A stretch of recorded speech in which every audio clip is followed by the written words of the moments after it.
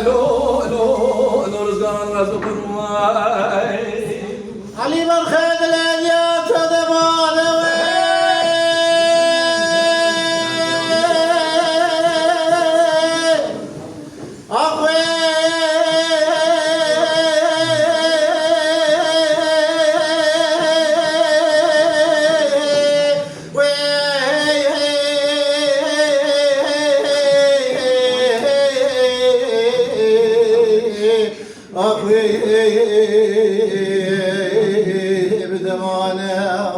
جاني جاني علي برخد لذاك دمانه gelmi razda beşeri heşim leçeme khune sembildane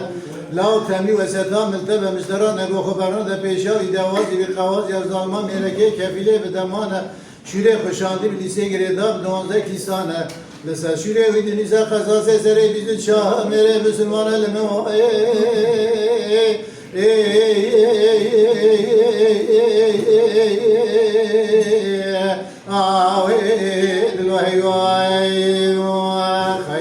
لا داير ربني دما دوازي بروز لكوكا داري المقيريا لا ميري فلا حالت حاجتي برخي دلدا دراويا شهر گوشكي دلي برخي دم گوشكا كيش نادلي مقتيا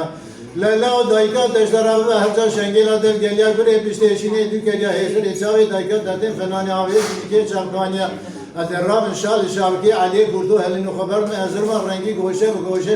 كوچه گارينم دان زمله تلال و تلال باشیا خبر فقط کافی سیگید میدانی بیدی چار نردان و هلگشم دان سرچوک حق قاضیان دوازده مرکیاب دندسته چاوشان ازواتان افندیا خبر دندسته به دکاندار دکانچیا بیشتر گل مغازه چیامنه با هونی خدای که هونی شال شاکی علی کردون نفروشن چند سال کافین جرایی جرید نوا پرتیال مو